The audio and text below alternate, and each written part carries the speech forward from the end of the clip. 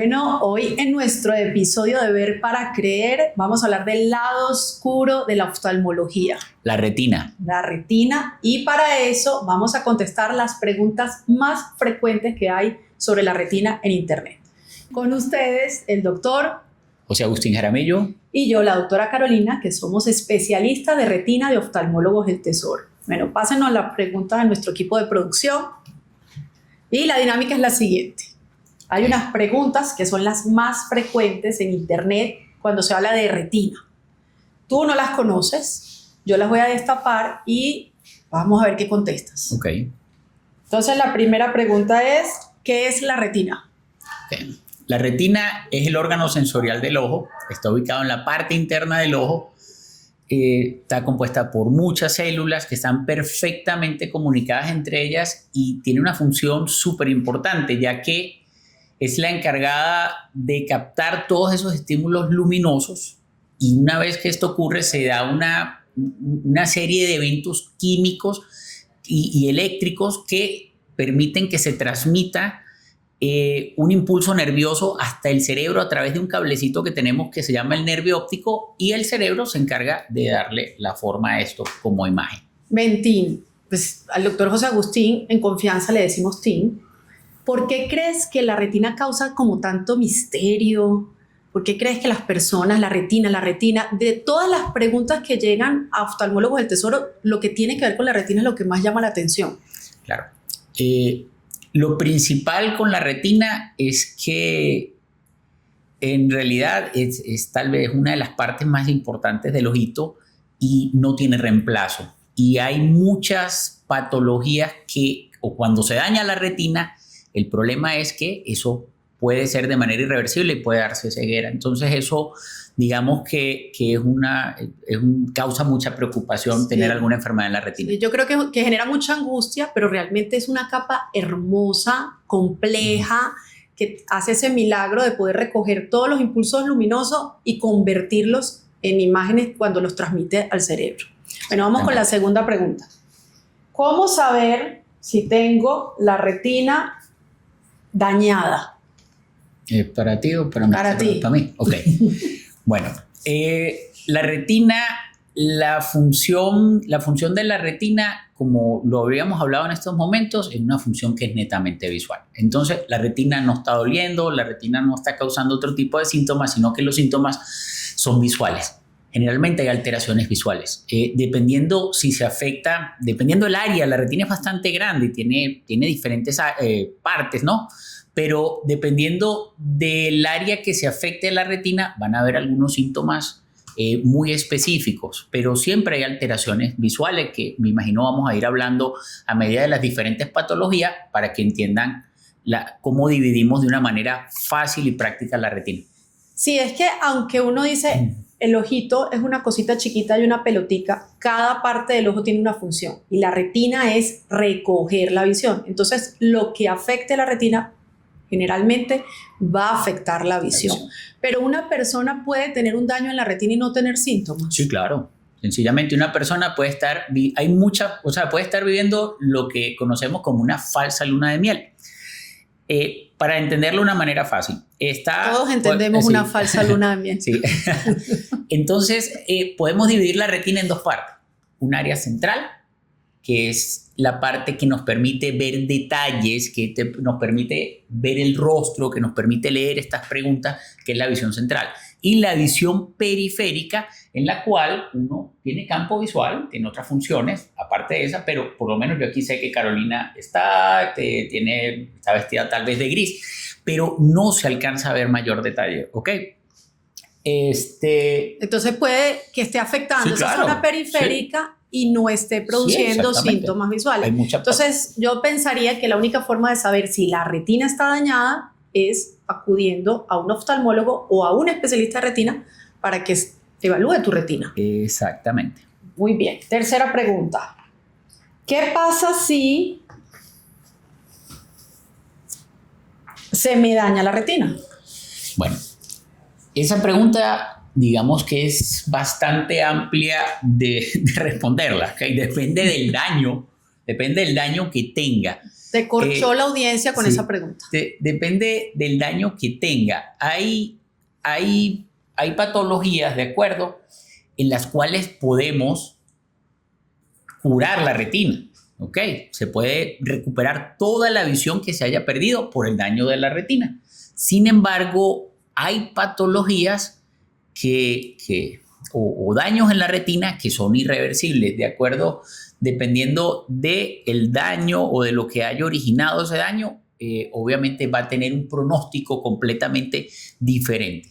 Sí, o sea, si se nos daña la retina, hay el riesgo de que se pierda la visión, pero va a depender del tipo de daño, de la localización del daño y lo más importante, de qué tan rápido consulte el paciente, porque la mayoría de las veces si se detecta a tiempo y se trata a tiempo, puede no dejar secuelas. Exactamente. Muy bien, pero el daño puede ser incluso ceguera. Sí, claro, exactamente. Ok, bueno, ¿qué causa un desprendimiento de retina? Esa es una pregunta muy frecuente porque uno dice un desprendimiento de retina, ¿eso cómo? ¿Por qué se produce? Y los pacientes dicen, ¿pero por qué? Ok. Sí, es una pregunta que también aquí está diseñada como bastante, o sea, puede ser bastante amplia responder eso. En realidad hay muchas causas. Vamos a hablar de la más frecuente. De la más frecuente y vamos a hablar de un desprendimiento de retina espontáneo, reumatógeno, que es el que se origina porque se desarrolla algún agujero o algún desgarro en la retina y por ese desgarro se mete líquido y es el que termina desprendiendo la retina. Hay una causa, o sea, hay factores de riesgo. Trauma, la miopía, inflamaciones en el ojito y ciertas patologías que predisponen a que se pueda desprender la retina. Sin embargo, la causa más común es algo que se conoce como desprendimiento del vitrio posterior. Todos dentro del ojito tenemos un gel transparente que rellena el ojito y ese gel con el paso del tiempo sufre un proceso normal degenerativo. Es muy común que en algún momento las personas vean alguna sombrita, alguna telaraña y ese vitrio se termina separando, él está adherido a la retina y él se separa. Eso se conoce como desprendimiento del vitrio posterior. Pero el desprendimiento, y hay que aclarar, el desprendimiento de vitrio posterior lo tiene todo el mundo y no es algo patológico, no es algo malo, no es algo peligroso. Todo el mundo va a tener un desprendimiento de vitrio posterior. En algún momento. En algunos pacientes eso continúa. Exactamente. Pero cuando el vitrio se desprende, en algunas personas está muy adherido todavía y genera un desgarro en la retina. Sí. Y al generar ese desgarro de retina, por ese huequito se puede meter líquido y se desprende la retina. Es la causa en realidad más común, más frecuente de este tipo de desprendimiento de retina, porque hay desprendimiento de retina por tracción, hay desprendimiento de retina por inflamación, hay muchos tipos de desprendimiento de retina, pero este es el más común. Pero entonces la respuesta a esta pregunta, ¿qué causa un desprendimiento de retina? Yo diría mala suerte. Sí, ¿cierto? Y voy a aprovechar esta pregunta para responder otra que se volvió muy viral en estos días en internet. ¿Puede leer en el carro ser una causa de desprendimiento de retina? No. ¿Leer en enfático? El carro? No. No, jamás.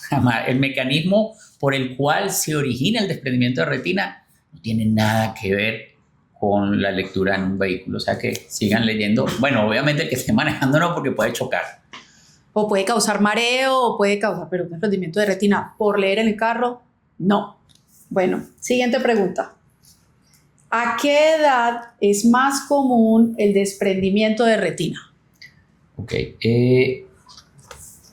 Bueno, para responder esta pregunta, digamos, desprendimiento de retina sin un factor de riesgo claro.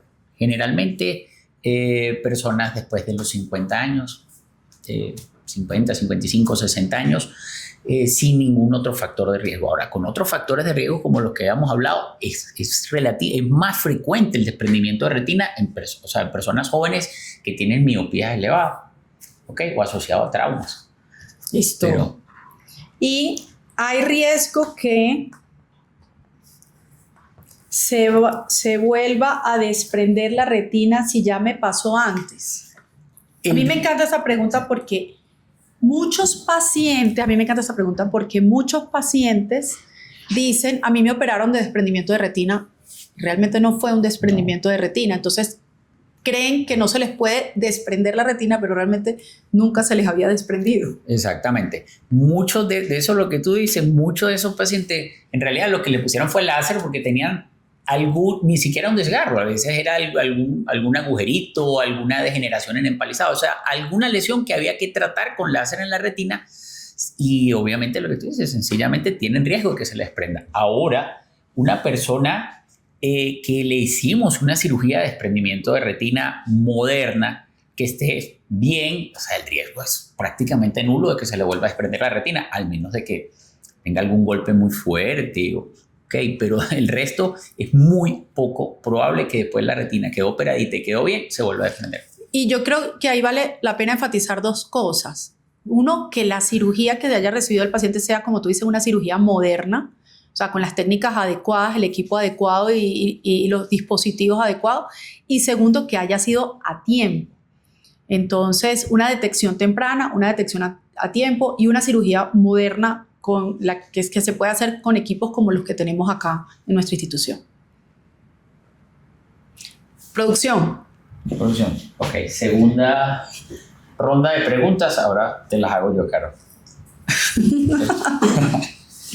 Bueno, empezamos con la primera.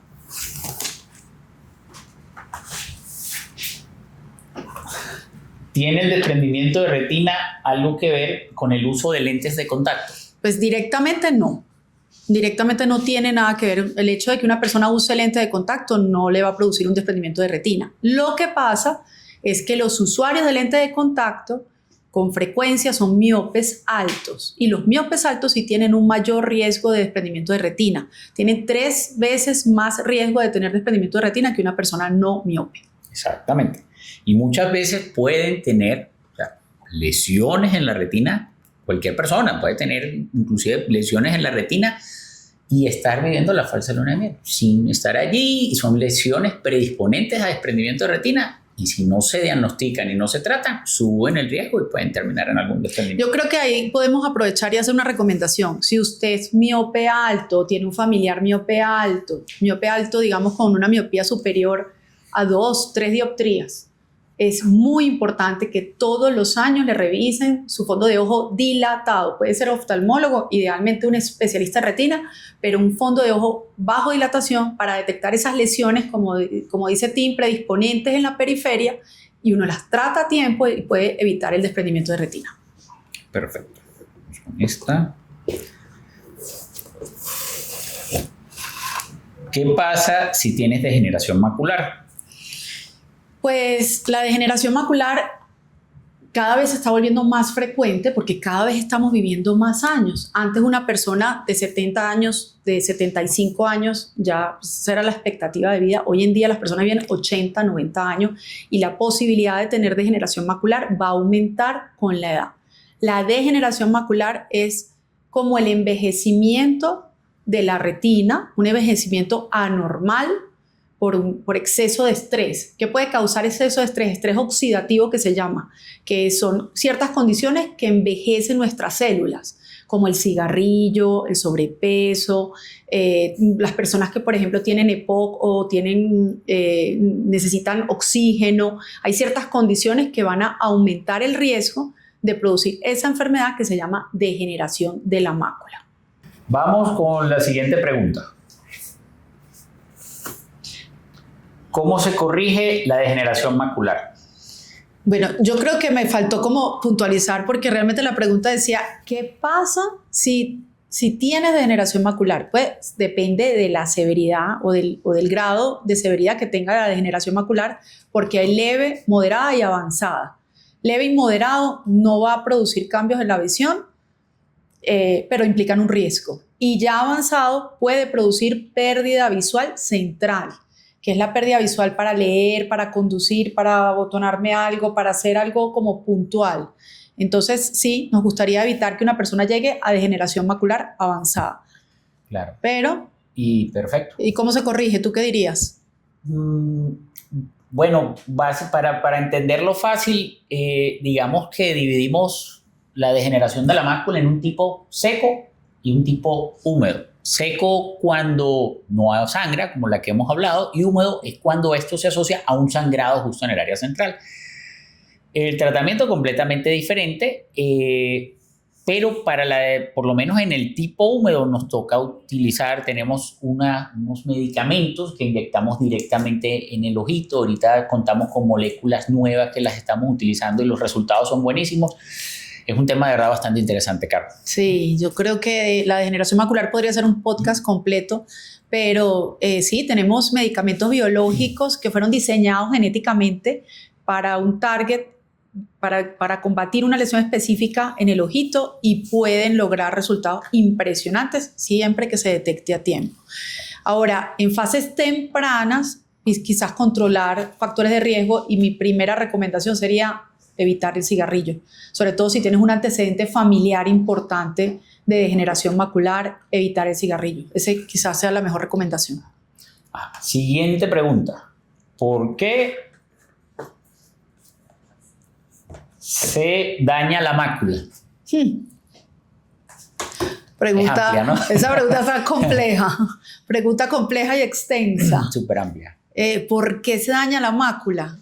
La mácula se puede dañar por muchas cosas. Se puede dañar por diabetes, se puede dañar por trombosis o oclusiones venosas, se puede dañar por degeneración de la mácula, se puede dañar por una miopía patológica, una miopía maligna, por traumas, por algunos medicamentos también pueden dañar la mácula.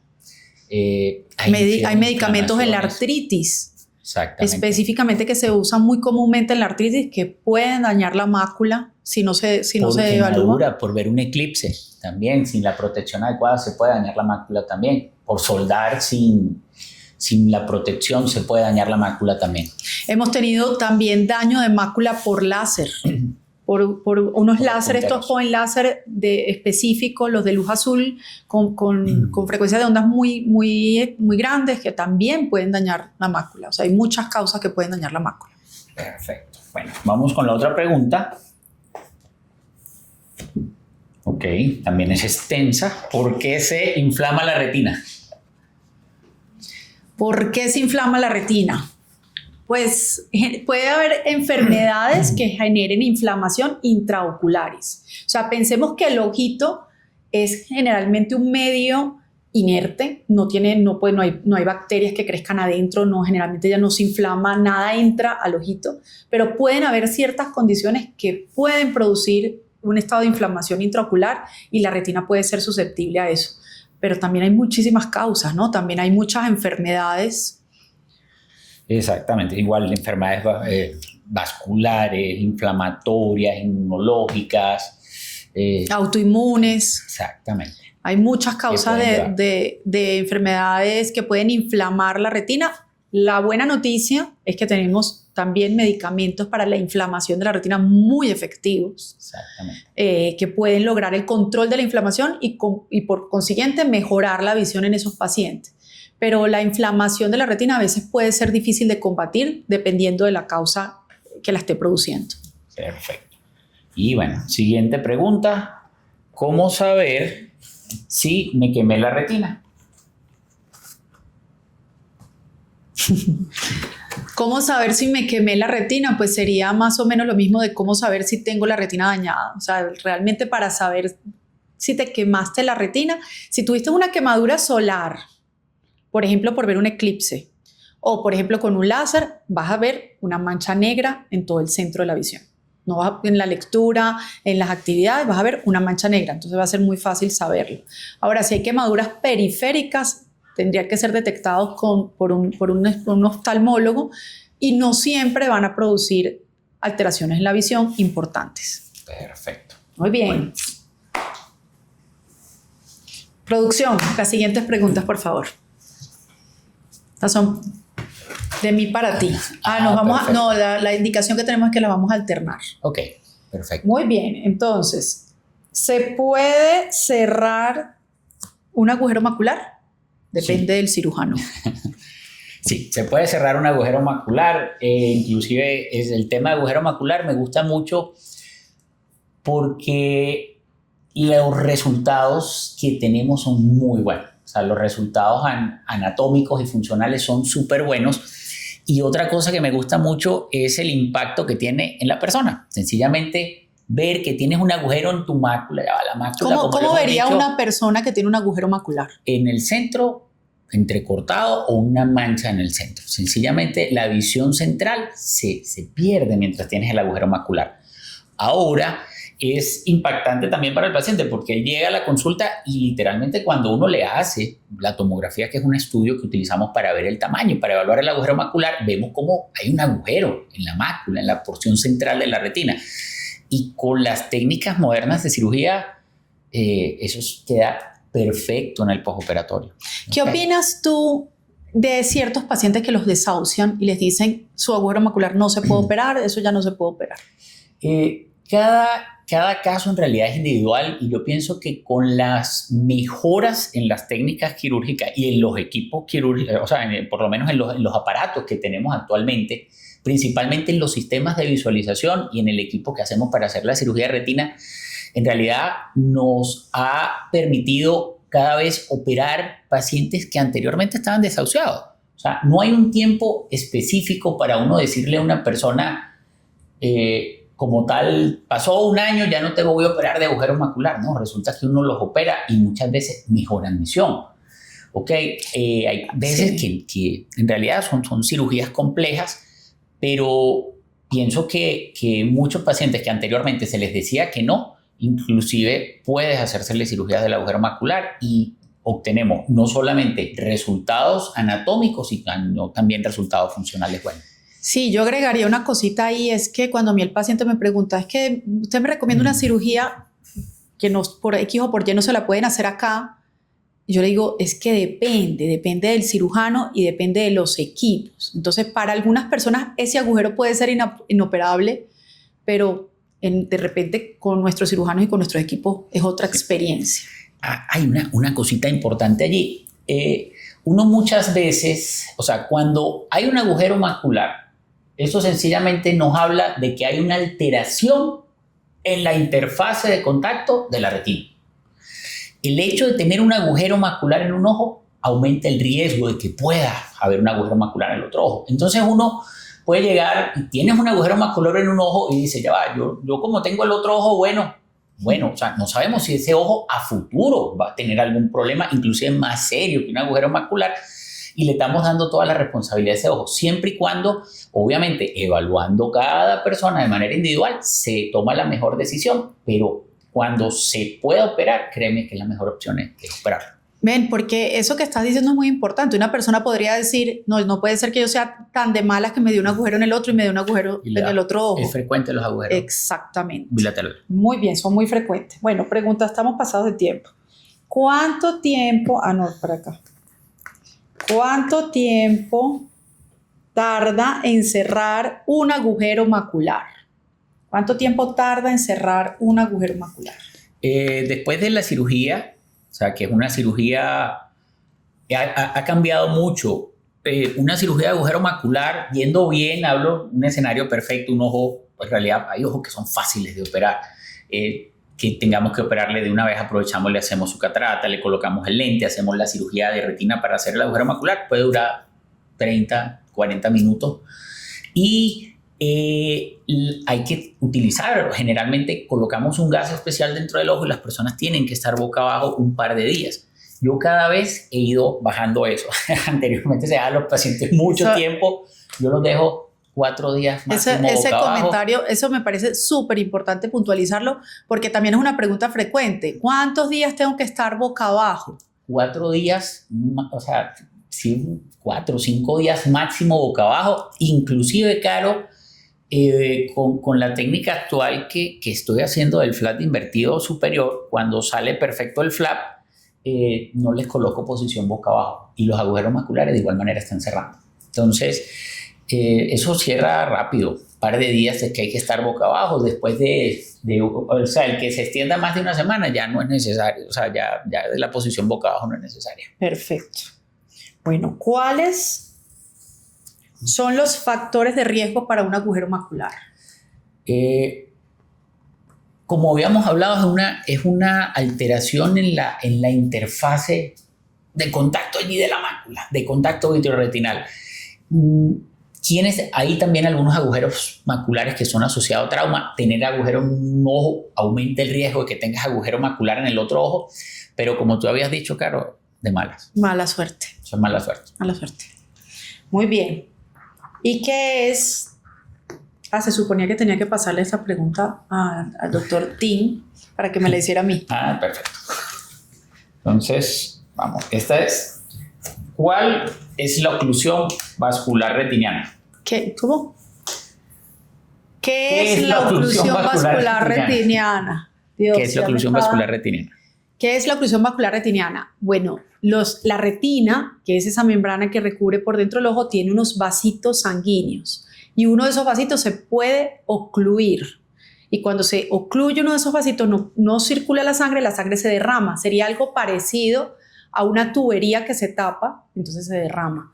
El problema es que esa sangre puede entonces generar cambios en la retina y cambios en la mácula y afectar la visión.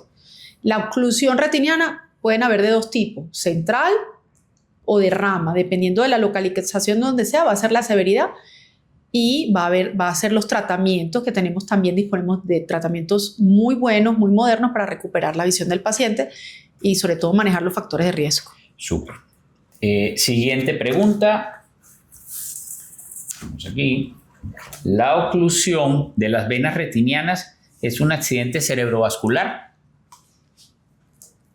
No, pero sí. Voy a decir que no, pero sí. Entonces, no es un accidente cerebrovascular porque está ocurriendo la oclusión en un vaso de la retina, ¿sí? Pero puede ser un marcador de riesgo para que ocurra un accidente cerebrovascular.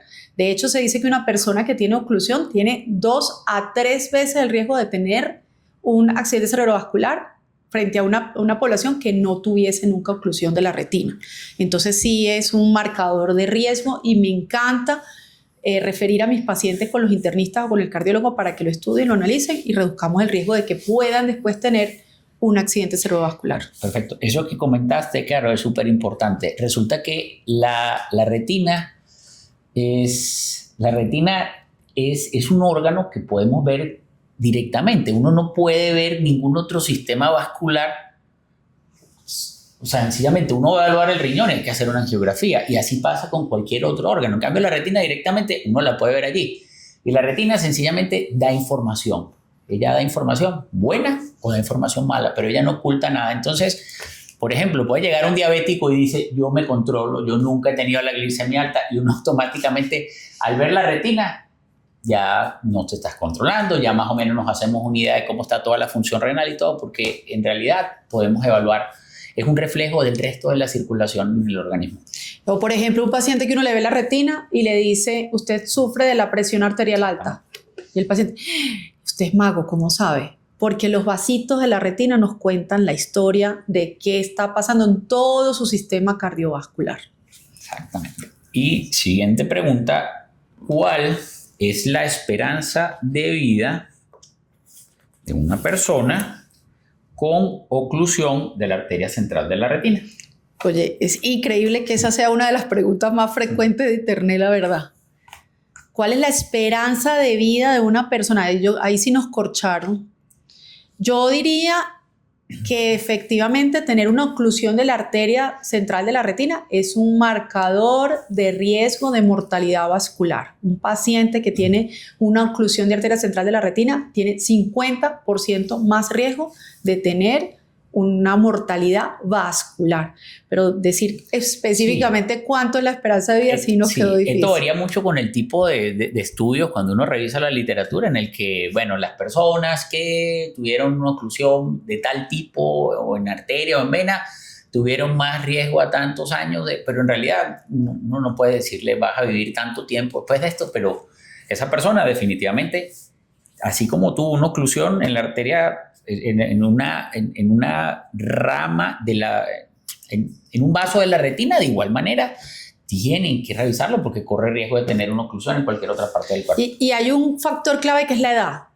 Si la persona tiene una oclusión de la arteria central de la retina a una edad joven, que joven para nosotros es 50 o menos de 60 años, ese paciente tiene más riesgo todavía. Súper importante tener en cuenta el factor edad.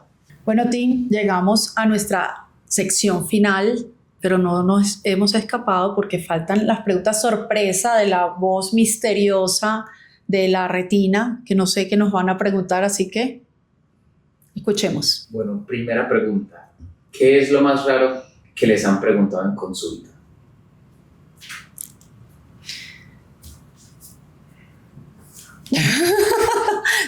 A ver, lo más raro, muy frecuentemente nos preguntan de las relaciones sexuales.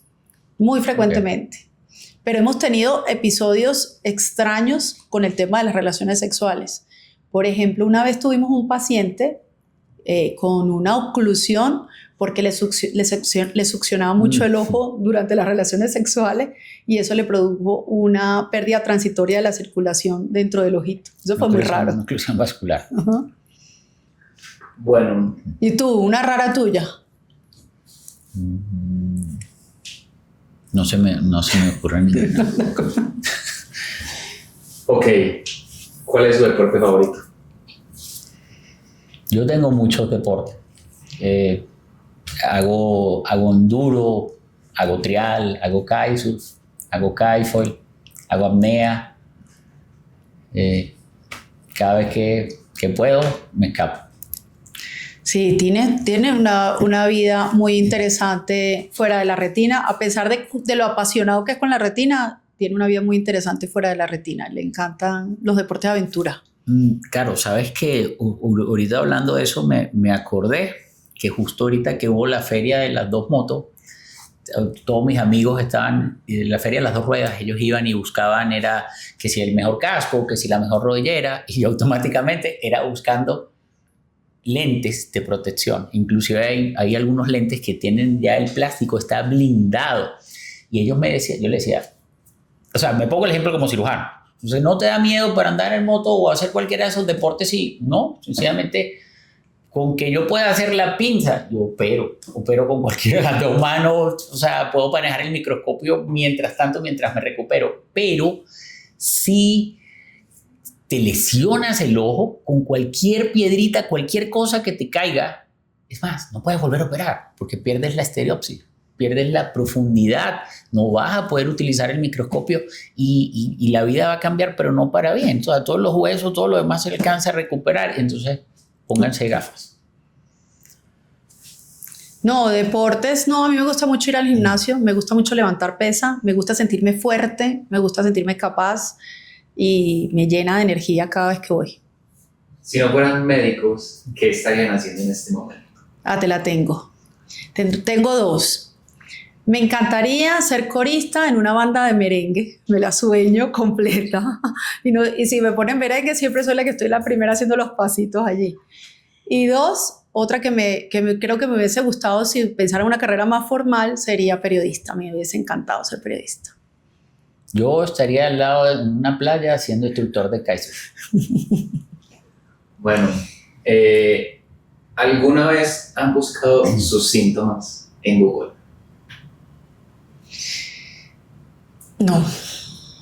No, definitivamente no. Sí, hago terapia con ChatGPT. Eso sí lo hago. Bueno, sí, alguna que otra vez ha tocado recurrir a Google. Sin embargo, Google tiene algo que hay que tener muy en cuenta, que es que Google siempre pone los peores ejemplos de todo. Entonces Google tiene una manera alarmista, así funciona el algoritmo. Así, eso es lo que llama la atención, el amarillismo. Hay que ser alarmista y automáticamente se centra uno hasta que dice, ya, ¿por qué estoy buscando esto por acá? Bueno, ¿y cuál es el mito médico que más escuchan en su día a día? Las gotas de limón o de uchúa en los ojos. Para cualquier cosa que pasa en los ojos, se ponen gotas de limón o de uchúa, lo cual... Sí, bueno, yo digamos, tal vez el mito es es que el que le tienen las mamás a los niños de que automáticamente quitan el teléfono y todo. Obviamente ya, eso también hay que hacer un podcast sobre eso, porque es verdad, hay que poner ciertas restricciones y se han demostrado ciertas cositas con el uso que no son del todo beneficiosas con el uso de pantallas y dispositivos, pero no porque lo vean un rato se va a quedar ciego y obviamente utilizan eso para asustar a los niños. Bueno, y la última, ¿cuándo fue la última vez que fueron pacientes? Yo fui paciente tuyo, Carlos, hace un par de meses. Una vez al año, religiosamente, me dilató la pupila y me evalúa. Alguno de los retinólogos caros me evaluó. Hay que revisar que todo esté bien. Y yo hace también como 2 mesecitos, pero ginecología, que también soy súper juiciosa con el tema de la ginecología y con mi mamografía. Soy súper juiciosa con eso. Bueno, creo que fue un podcast muy interesante, conversamos muchas cosas, se nos quedan muchas cosas por fuera. Estaremos próximamente en nuevos episodios de Ver para Creer. Yo creo que estén conectados acá, suscríbanse a nuestro canal y no se lo pierdan porque vamos a tratar de quitar muchas ideas preconcebidas y hablar de la evidencia y de la verdad en los temas de oftalmología. Hasta la próxima. Hasta la próxima.